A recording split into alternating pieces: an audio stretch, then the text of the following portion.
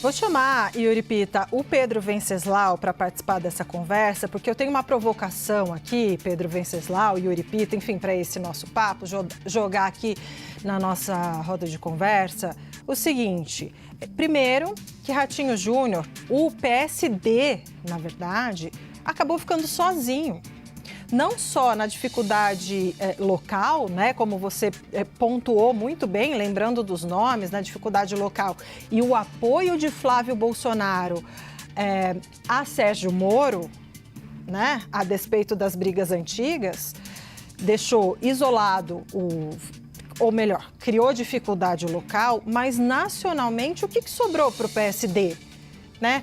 Que apoio sobraria, se não o próprio PSD? E olhe lá, porque você sempre poderia ter aí umas divergências. Claro, 2 nomes do PSD continuam até agora colocados como pré-candidatos. Ronaldo Caiado, governador de Goiás, e Eduardo Leite, do Rio Grande do Sul. Ok, mas sabíamos, e as pesquisas traziam isso, que o nome mais competitivo entre os 3 era de Ratinho Júnior. E quando ele tira essa candidatura, né, ele, na verdade, deixa o PSD ainda mais enfraquecido. E aí a gente sabe que tem uma pressão grande do PL e dos apoiadores da campanha de Flávio Bolsonaro para que esses nomes do PSD se juntem em apoio a Flávio Bolsonaro, como diz o presidente do PL, Valdemar da Costa Neto, para liquidar essa fatura no primeiro turno.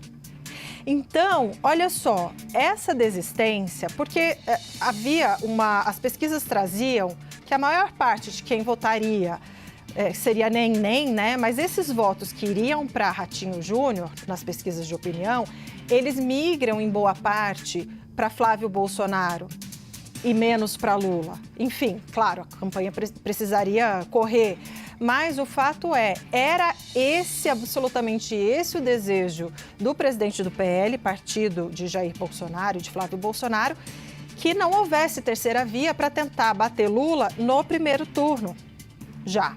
Então, Pedro Venceslau, eu te pergunto, né? O que, né, na sua avaliação, levou Ratinho Júnior a desistir agora? Ainda tinha mais uma semana, mas desistir agora, né, da pré-candidatura.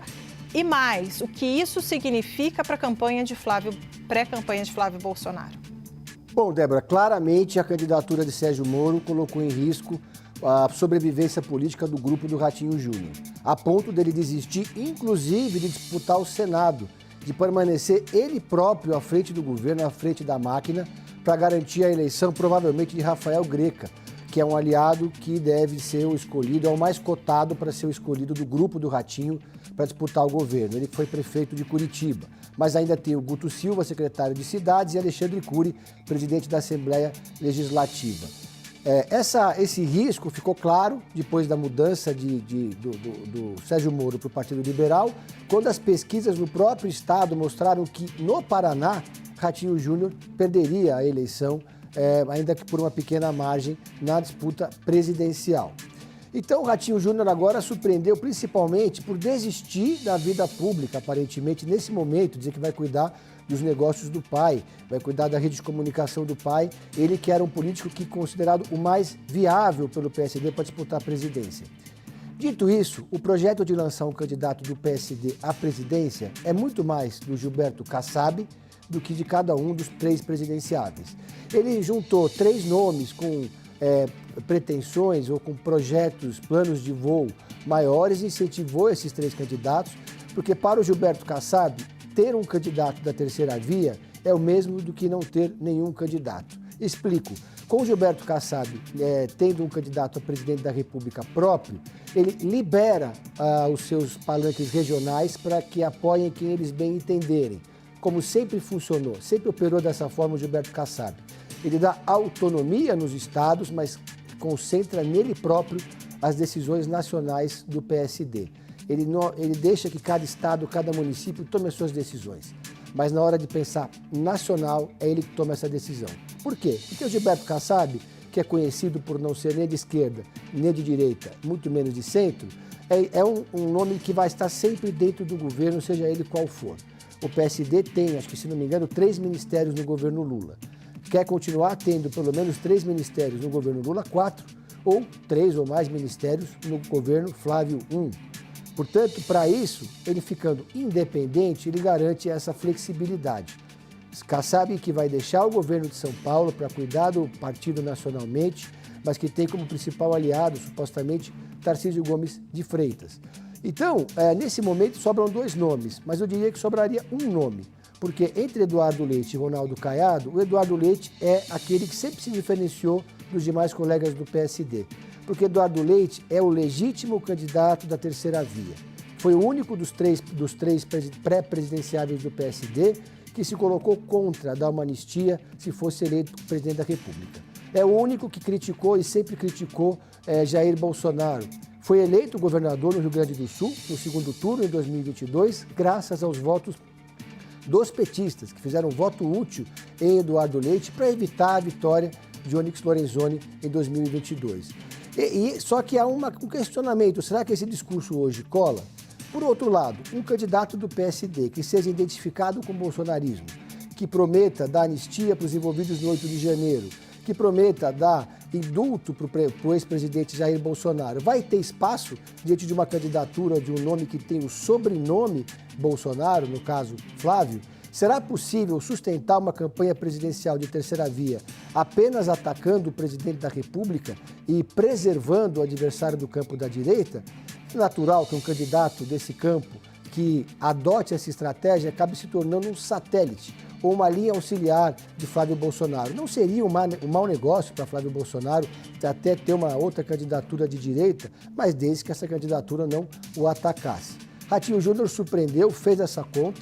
O Gilberto Kassab, vou gastar aqui o meu francês, fez uma mise-en-scène, criou um conselho dentro do PSD que supostamente decidiria quem seria esse candidato, mas a palavra final sempre foi e sempre será do próprio Gilberto Kassab. E era dado como certo que Ratinho seria o candidato. Entre Eduardo Leite e Ronaldo Caiado, acredito que aquele que desponta como favorito agora é Ronaldo Caiado. Primeiro, porque do ponto de vista pessoal, ele está decidido a disputar a presidência da República. Não tem nada a perder. Porque no estado de Goiás, o grupo do Ronaldo Caiado está bastante consolidado, ele tem uma aprovação muito alta, um pré-candidato dele ao governo do estado é um nome que desponta bem nas pesquisas de intenção de voto, então de certa forma ele já tem a casa arrumada. E ainda que não tenha a casa arrumada, para o Ronaldo Caiado, que disputou a eleição presidencial de 89, contra Lula, contra Brizola, contra Fernando Collor, ter essa oportunidade de novo agora em um partido grande, com tempo de televisão e estrutura, não seria nada mal. Seria um grande ponto alto numa carreira política que começou há muito tempo. Teria espaço nos debates de televisão, seria sabatinado por todas as emissoras, daria entrevistas nos jornais e sairia grande da disputa eleitoral. E ele, Caiado, não corre o mesmo risco que Ratinho Júnior no Paraná, digo no estado de Goiás.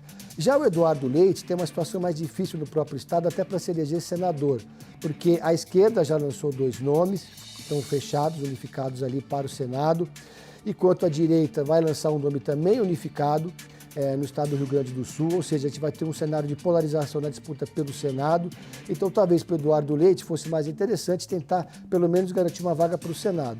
Mas o Eduardo Leite já deu reiteradas demonstrações de que ele não tem um projeto de poder olhando tão alto assim. Ele poderia ter tentou ser candidato a presidente da República em 2022, não conseguiu, deixou o cargo e disputou a reeleição para governador fora do cargo e ainda assim conseguiu se reeleger. Deu uma demonstração de desprendimento.